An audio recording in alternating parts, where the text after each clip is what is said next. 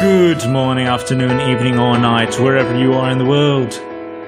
This is Nicolas Aman, the demon ruler of the Radio SEGA playlist, and you're listening to The Hidden Palace.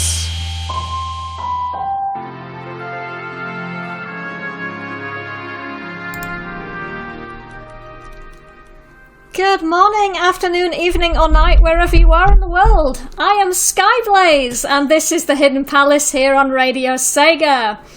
What you just heard was Nicolas Aman, who's kind enough to do ident for me for the intro.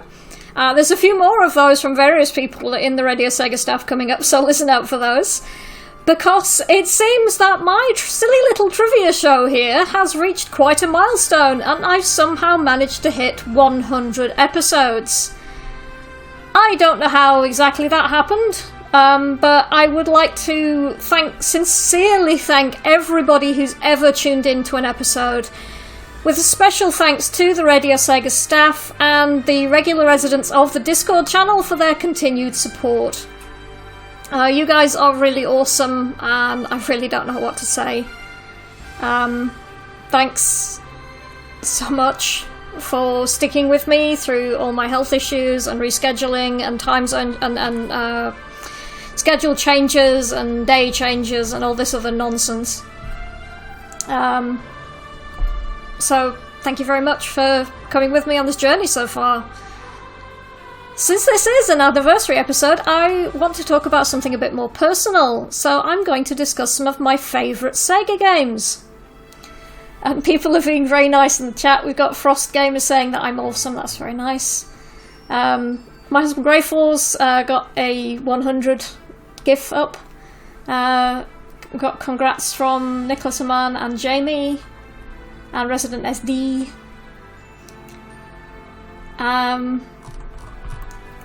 So yeah, right, okay, let's start off. Oh, hello Dawn. Dawn's here as well. Sonic and Knuckles, or rather Sonic 3 and Knuckles. Sonic 3 came out in February of 1994, with its sequel/add-on pack, Sonic and Knuckles, releasing in October of that same year. That's pretty convenient for me, because I usually got 2 games a year back in those days. One for my birthday in June, and one for Christmas. So I got Sonic 3 and Sonic & Knuckles in the same year. I remember pretty vividly being completely blown away by how gorgeous I thought Sonic 3 was. The opening sequence where Sonic jumps off the tornado and goes into super form, and you see all this lush greenery, and he goes behind it. So it's like this multi-level scenery that makes Sonic, or Tails or Knuckles, look like they're passing behind trees and bushes and things, and I thought that was really impressive. Because it was 1994, and I was easily impressed. I was so completely addicted to the music as well. I go around humming the Angel Island theme or the Ice Cap theme to myself all the time. I think I drove my parents nuts with it. Then Sonic and Knuckles came out, and I was even more impressed because the new routes opened up in Sonic 3 if you chose Knuckles or Tails as a character, and you could explore every inch of the levels using the climbing mechanic or using Tails' ability to fly. So that was great fun to kind of play with this new mechanic. Because Tails could fly in Sonic 2, but he couldn't when you were controlling him, which was annoying. I got reasonably good at the Blue Sphere levels, at least the Sonic 3 ones. I got very good at the Sonic 3 ones, and I could usually get all the Chaos Emeralds by Marble Garden Zone. The Sonic and Knuckles ones I had a bit more of a problem with, and it took me quite a while to get them down well enough that I could get a glimpse of Hypersonic and Doomsday Zone. I did eventually finish the games though, with all 3 characters. And I have lost track of how many times I have played those games through. I have very, very fond memories of them, and I still go back to them on occasion. On my Mega Drive. It's not my original Mega Drive, unfortunately. But I do have a Mega Drive 2, which was the one I had when I was younger. So I do play them on occasion after cleaning the contacts with acetone or isopropyl alcohol. Resident SD saying, I'm terrible at the S&K blue spheres. The S&K ones are trickier because you have to know the layouts, and I have a problem making mental maps. But I think there was a magazine that had a map of the Sonic and Knuckles ones, and that helped immensely. And there are probably maps online somewhere. Veritex is saying, I drive my mum crazy with the constant ring collecting sound. I like playing my games on high volume. And Jamie's saying, Sonic Mania was great bringing back Blue Sphere. Yeah, I need to play some more of the Sonic Mania Blue Sphere ones, because I haven't nailed them yet. I don't know if I'm just old, or if it's the different controllers, or what, but I'm not as good as I was back in the day. Or maybe I've just not memorized the routes. I don't know. So let's have some music. So from Sonic 3, we have Angel Island Zone Act 1. And then from Chthonic, over at OC Remix, I think, we've got Red Sphere, Blue Sphere, which is a remix of the Blue Sphere levels. So enjoy those, and I'll be back after the break to talk about another Mega Drive game that I was very fond of. I'm pretty sure some of you will be able to guess which one it is. So enjoy that, and I'll speak to you guys again after the break.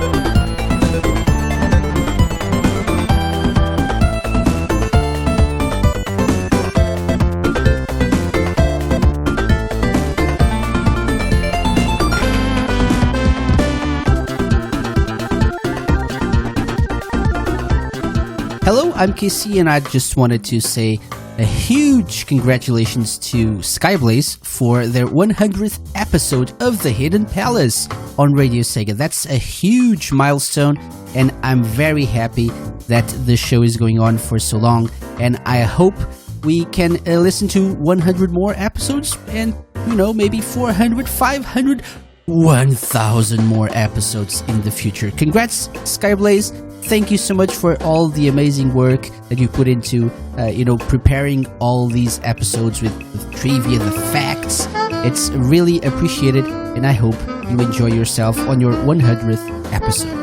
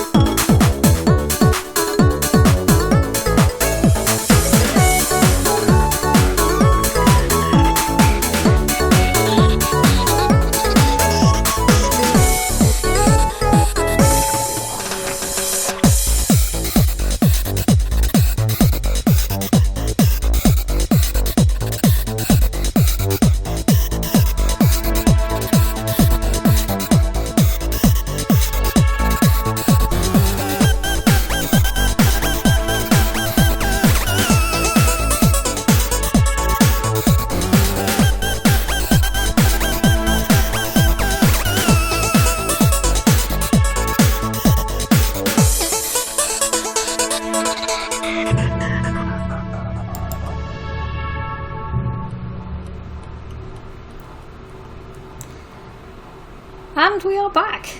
And that was Chthonic with Red Sphere, Blue Sphere from our friends over at OC Remix. And before that we had Sonic the Hedgehog 3 with Angel Island Zone Act 1. So, slow roasting of Resident SD is going on in the chat. Apparently a fan of his, new user Sally Acorn, who's a fan of Late and Live, has appeared in the chat, and so the entire chat is giving Resident SD, the host of Late and Live, a bit of a roast. They are quite cruel. Oh, one other thing I forgot to mention about Sonic 3, I appear to be the only person on the planet who did not have problems with those red barrels. I think it's because I had this habit of just kind of pressing anything to make things work, so I discovered the whole up-down on the crosspad trick. But we'll see. Oh well. Did any of you guys have problems? Have not have problems? I know some people had to find out in a magazine that that's what you were supposed to do. Oh well. Right, so the next game on my list of my favourite Sega games, Columns, to the surprise of absolutely no one. I honestly can't remember when I got the game. It was originally released in the UK in 1990, but my copy was actually part of the Mega Games 1 combination cartridge, which came out in 1992. So I don't know. I know my Mega Drive 2 was had the Sonic 2 pack in. But my parents might have got, like, buy this console and get an extra game thing for it, so it might have been one of those. I certainly played Columns a lot more than the other games that were on the cartridge. I mean, I'm not really a fan of football, so I wasn't particularly interested in World Cup Italia 90. My Uncle Lee played it, though.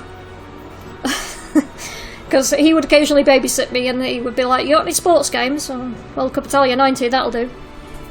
Thanks, Lee. Love you, really. Super Hang-On was pretty good, but I was really terrible at it for ages. I kept breaking the bike frame and then couldn't afford to replace it. Because I kept crashing. Columns, on the other hand, I somehow developed a skill for. And I don't know how. I'm not that great at puzzle games in general. I mean, I'm okay at them. But for some reason I have some sort of zen skill at Columns specifically. I don't even really have to think about what I'm doing, but I somehow manage to get to ludicrously high levels without actually engaging my brain at any point. I mean, people who have seen me get to like level 90 odd, I've got there's an image that I think Tony captured of me playing to a ludicrously high score. Which I used when I was hosting Club Sega, and everyone was like, you know, the point of the high score challenge is that it's supposed to be beatable. Well, this is beatable! It's not that hard. Honest. Ahem. Anyway, Frost is saying there's 16 special stages overall in Sonic 3 and Knuckles, with the 14 main ones and 2 accessed with cheats. And Resident SD saying that he had no idea how to get past the Barrel of Doom when he was younger. There's a mug you can get which is the Barrel of Doom. I think it's on the Sega shop, and I really want one just to mock people. Ah, dear. And Frost is saying, I found out that I liked Column thanks to Skyblaze setting that score for Club Sega. That's because Columns is awesome. It's another one of those games that I will load up if I am stressed and I need something to calm me down, because it is just this kind of zen thing, and I disengage my brain, and like some sort of weird zen state occurs.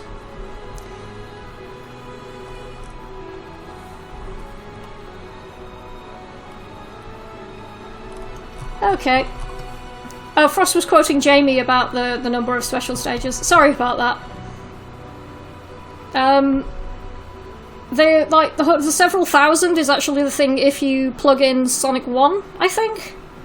Because it's basically, even if you could complete one every 3 minutes, it would still take you like 80 years to complete them all, or something else insane. Somebody actually did the maths, because nerds. Anyway, I was wondering about what version of Columns to play, because I think I've played most of the original Columns tracks, and Electric Boogaloo suggested that I actually play one of the PC Engine versions of Columns, because they sound slightly different. So, from the PC Engine / TurboGrafx 16 version of Columns, we have Lathasys, or Lathasys, however you're supposed to pronounce it. And then after that, we've got from Razer, Columns' main theme Blue Square Mix, which I think is another OC remix. So enjoy those, and I'll be back after the break when I move on to Dreamcast games. So enjoy that, and I'll speak to you after the music break.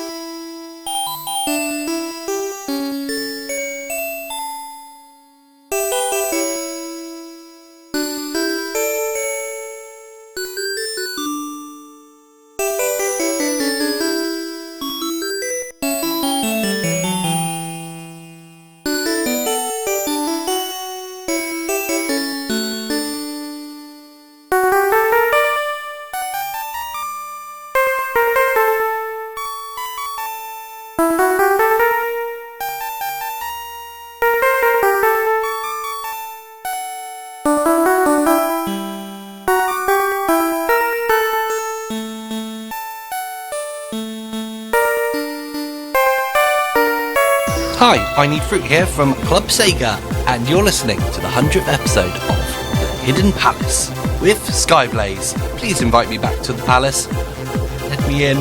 Let me in!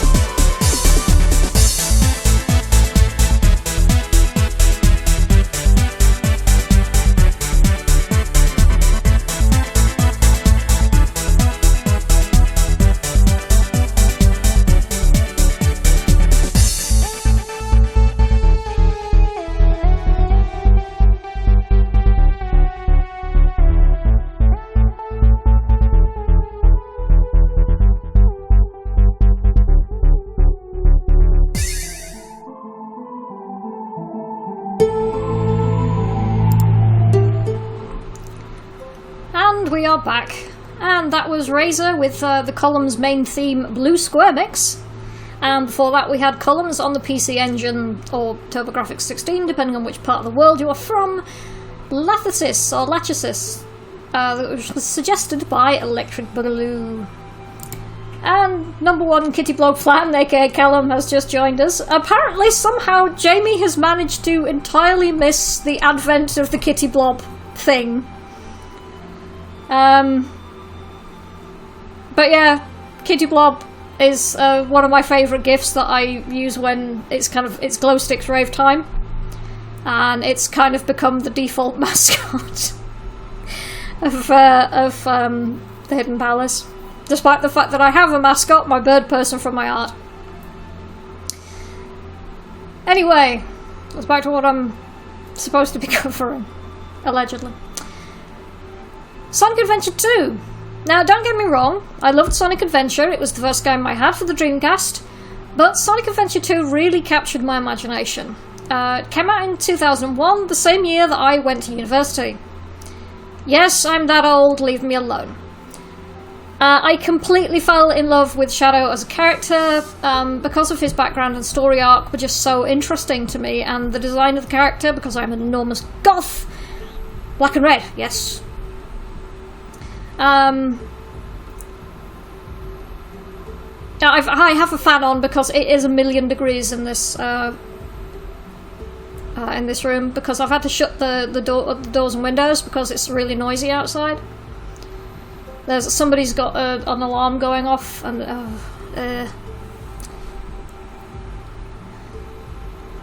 anyway, but yeah, the story of Sonic Adventure 2 was about as deep a storyline as the Sonic series tends to be, at least in the games. I mean, the comics and TV shows notwithstanding. And this game is probably the reason why I started writing Sonic the Hedgehog fanfiction. Because I do that because I'm a terrible person. For various reasons, I didn't take my Dreamcast with me when I moved out of my parents' house. I did take my PlayStation, which I'm kind of glad I didn't take my Dreamcast because my PlayStation got nicked. And I suspect the same would have happened to my Dreamcast. My parents sold my Dreamcast at some point after I went to university, but I'm not sure when. I bought myself another Dreamcast a few years later, although it did take me a while to track down a copy of the Dreamcast version of Sonic Adventure 2. But when I did, I was delighted to be re-experiencing the game, though my skills with using a Dreamcast controller had slipped quite a bit in the intervening time. As much as I love the Dreamcast, the controller is slightly too large for my tiny, tiny hands. Yeah, my parents sold my Dreamcast. They sold all of my consoles, actually, except the ones that I took with me. I said it was okay, because I couldn't use them. I didn't have room where I was living for any more than like one console, because the TV I was using at the time was quite small. And the room I was in was not huge, because, you know, student living. Yeah, Jamie's saying Son Amy. Nope. Those of you who know about my fanfiction, I know Greythor knows all about this, know what my favourite pairing is in the Sonic fandom. Anyway. In addition, Sonic Adventure 2, a lot of the music was so good. I mean, there's a reason Live and Learn has gone down in legend, but so much of the other music rocks so hard, and it's inspired a lot of musicians and remixes. I mean, City Escape and its music alone are worth the price of the game all by themselves. So with that, I'm going to play some the City Escape music. I'm going to play the Sonic Generations Act 1 remix because I really love it. And then after that, some Freenin' Green, Can't Stop, So What, Modern's the Way I Like It. Enjoy, and I'll be back after the music break for some more Dreamcast games.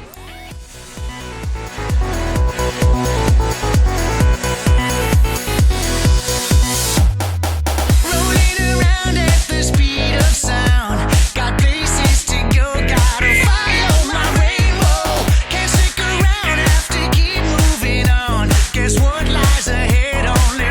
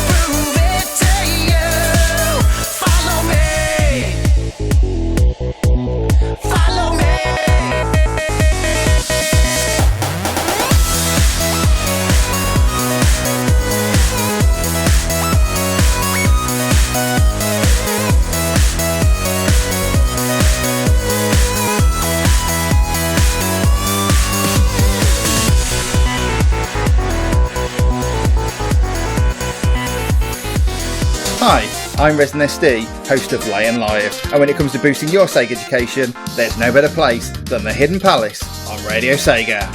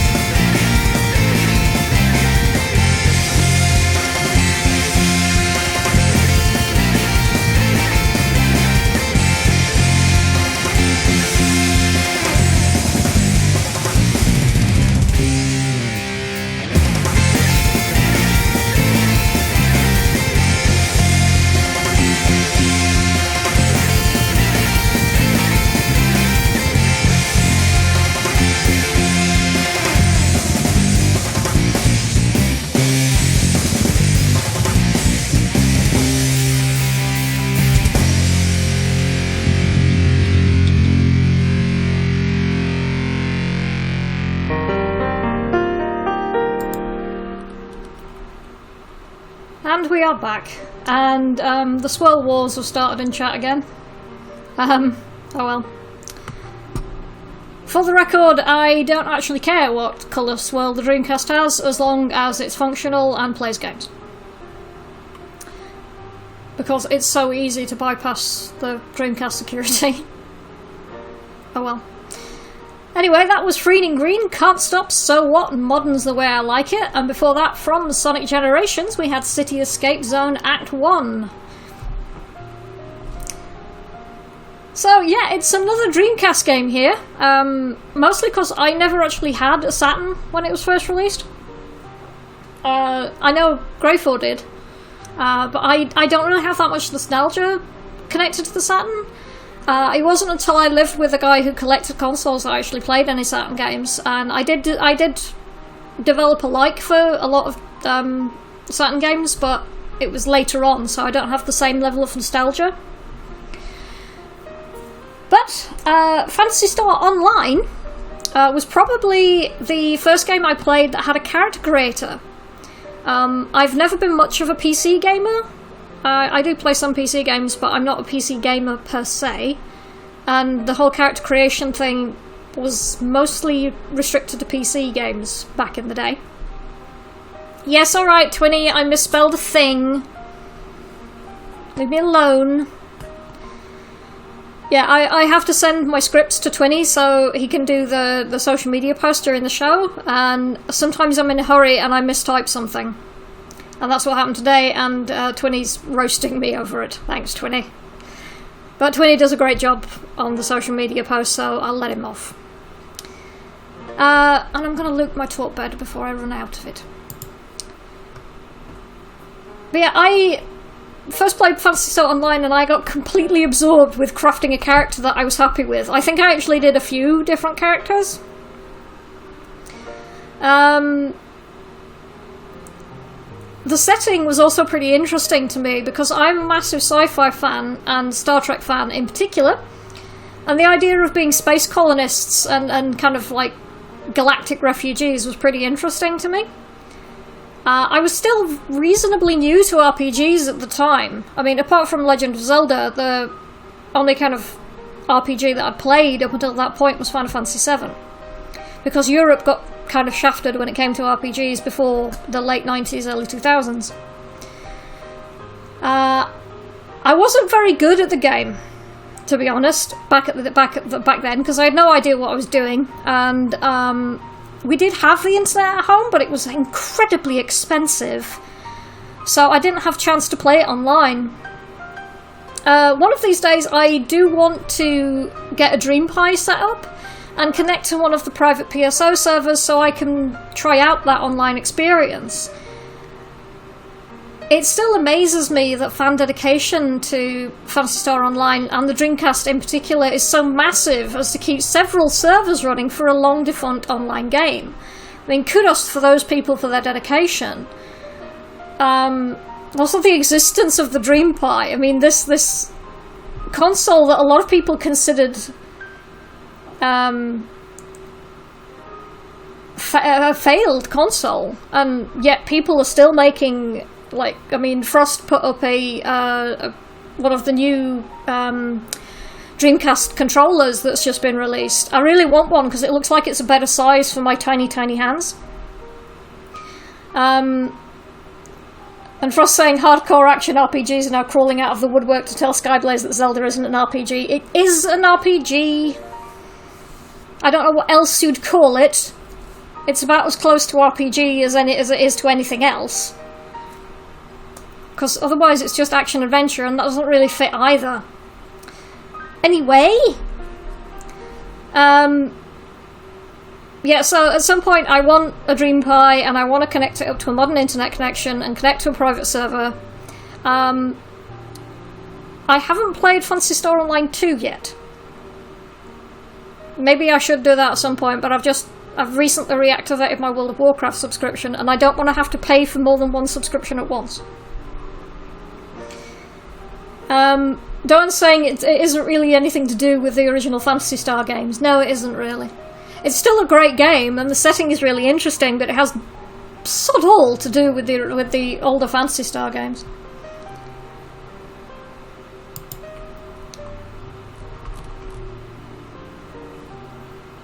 Jamie's saying it's not an RPG, it's an action-adventure game with RPG elements. So an RPG, then! I mean, you could say that about anything. You could say that about, like, Kingdom Hearts, or the Final Fantasy VII Remake. It's a silly thing to say, to be perfectly honest. I mean, come on. It's an RPG. Anyway, I'm not going to argue. Let's have some more music. So, from Phantasy Star Online, we've got the opening theme. And then after that, we've got After the Story 1. Even Nintendo don't call it an RPG. I don't care. Nintendo are wrong about a great many things, and that is one of them. Because it's an RPG, especially the modern ones. They are definitely RPGs. I mean, what would you call Ocarina of Time if it's not an RPG? It's an RPG.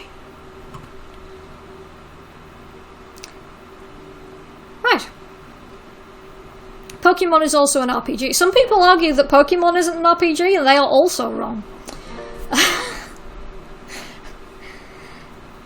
So yeah, let's have some Phantasy Star Online music.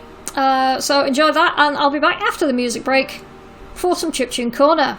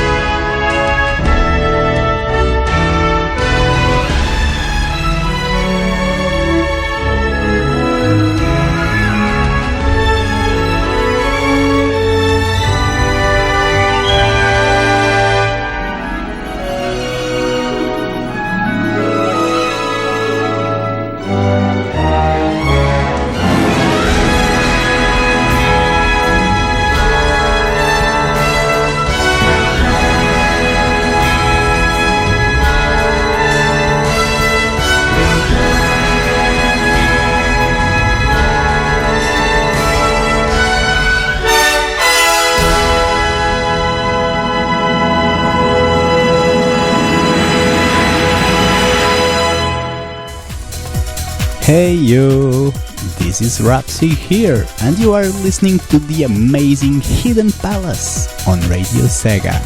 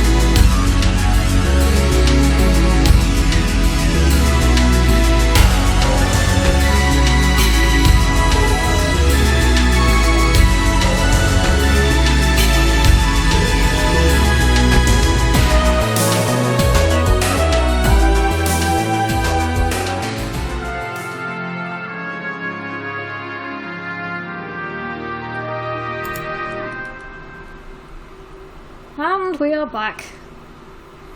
And that was Phantasy Star Online After the Story #1, and before that, Phantasy Star Online Opening Theme. For some reason, the chat is talking about Pokemon nicknames. I'm not sure what exactly is going on there.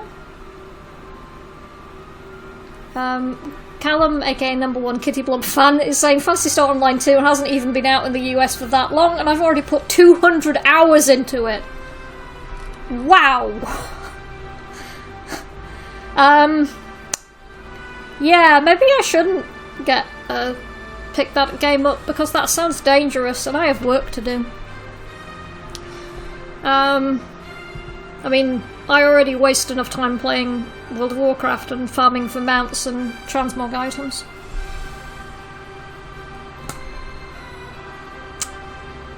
Right then. Yeah. Sadly, Callum #1 Kitty Bob fan missed half the show earlier, but there has been quite a lot of Radio Sega staff and people who have done idents for me. I've actually still got some that I've not been able to put into the show tonight. There's another, because KC sent me like 5 of them, so I haven't used all of them. But I plan to have some more of them in future shows, because it's nice having personalised idents. Darren's saying, if any other gamer say it's not a waste if you enjoy it, but it's WoW. Yeah, I know. But I found some nice people to play with, and that's kind of the thing. It's a substitute for actual human contact. Sort of. Right, so Chiptune Corner then. Regular listeners might remember a few weeks ago I featured some music which was Genesis, the band, as performed on a Sega Genesis or Mega Drive sound chip. It was pretty good, but most of the work featured was the more pop music, which was the later output, and I'm a fan of the prog rock stuff, like of their earlier work, Peter Gabriel and so on. So for my 100th episode, I commissioned the very talented Audio Sprite to revisit the concept, this time featuring some more of the music that I prefer. He thankfully did not disappoint. As the medley that I'm about to play will demonstrate, it opens actually with one of my favourite Genesis tracks, which is called Dance on a Volcano. It's a medley of tracks going through several different Genesis tracks, some of which you'll probably recognise. Audio Sprite tells me that the sounds are mostly directly from the Mega Drive itself, or as close as he could get, although the drum sounds have been enhanced somewhat to make it sound a bit better. So here we've got Audio Sprite with Genesis. I hope you enjoy it. Let me know what you think, and I will speak to you guys after this music break.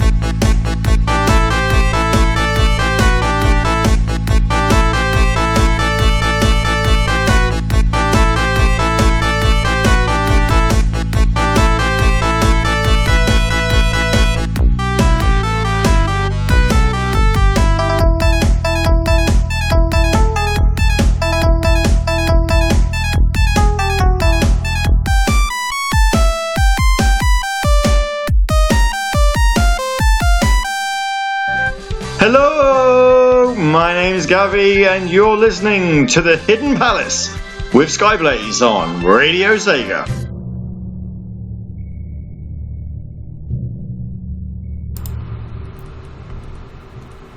And we are back, and that was Audio Sprite Genesis. The tracks included in that medley were, I'll find them again, Dance on a Volcano, Land of Confusion, 11th Earl of Mar, and Abacab, or ABA-CAB, depending on your preference.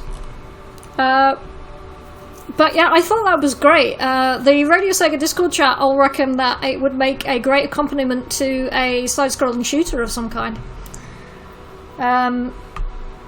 Frosty's saying, no Viper ident so far, was it past his bedtime? I don't think Viper sent me one. He has been very, very busy recently, so I let him off for that one. I didn't get one from Rexy either, because she's on break, so hasn't been very active in the Radio Sega Discord recently. But yeah, slow roasting Viper is a sport on the Radio Sega Discord. Busy playing Sonic Heroes, I suspect. But yeah, I didn't get all of the Radio Sega stuff to do one. Quite a few of them though, and as I said, I've got a few that I've not managed to use in this show. But I am out of time. So thank you everybody for listening to me ramble for the past hour and for supporting me through the entire 100 episodes. I still can't quite believe that I've got this far. Thank you to all of you for sticking with me despite everything that's happened. The long gaps, rescheduling, moving the day, all that sort of business. Thank you so much that you've all stuck with me and supported me and said nice things about my show. I hope to bring you lots more Sega education in the future.